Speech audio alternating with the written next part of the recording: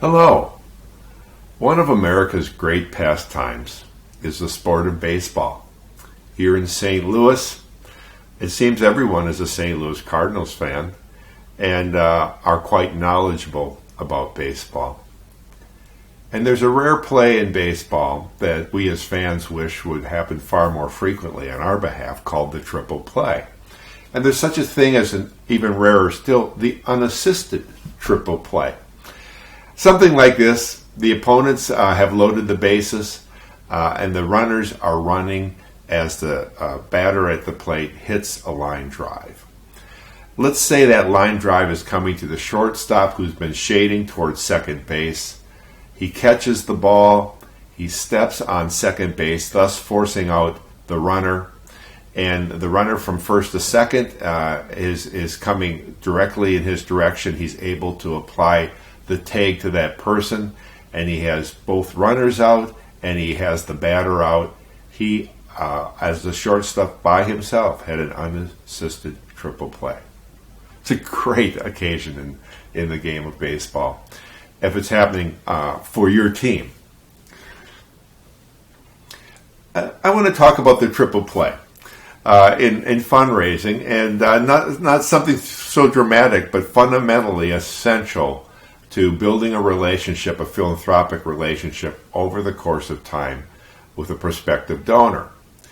And working as a university, as I do, as I'm becoming acquainted with a graduate of our university, if not in the first meeting, in a very early meeting on, without necessarily soliciting the graduate, I will talk about three kinds of support that alumni provide to the university: annual support, special support, ultimate support.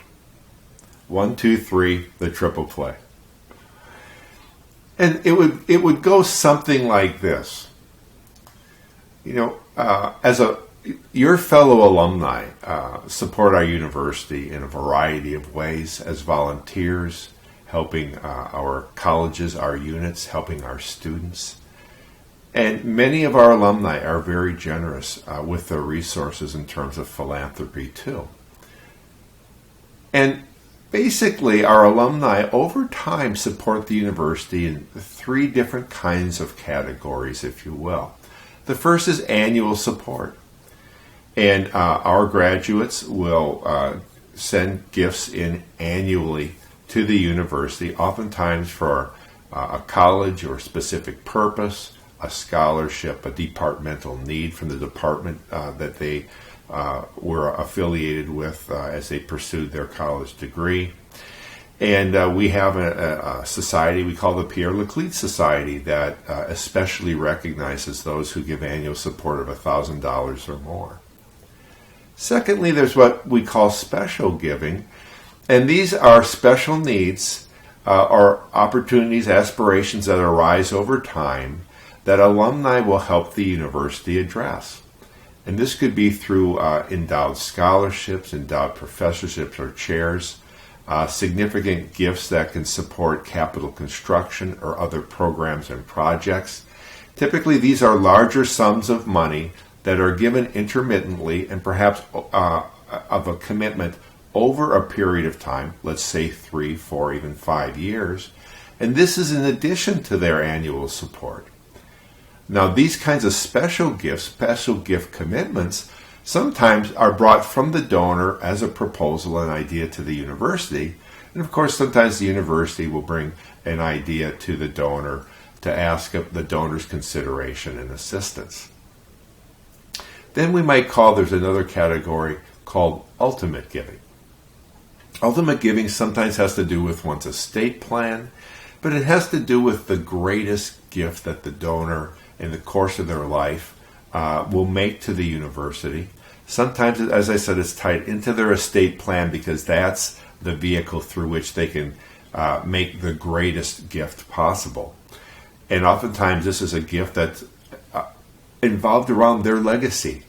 After they leave this earth, what kind of legacy do they want to leave behind? And they fashion a gift with the university that can truly be a gift that they can feel great about in the final years of their lives.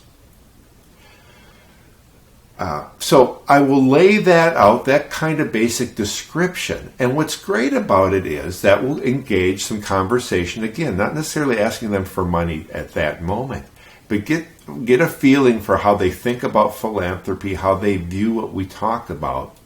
And then from that point on, in future calls, whether it be the next call for annual support or 2-3 years later with a call for a request for special support, and at some point in time, either I or our fundraising team who have more expertise than I in plan giving will meet with that alum to help fashion perhaps some kind of ultimate support.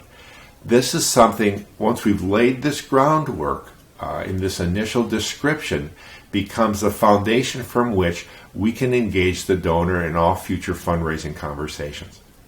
So it's very powerful in the sense that it lays out the foundation for their ongoing and future philanthropic support for the organization. And we can now, from that point on, refer back to it because it's something we've established as a common understanding for them.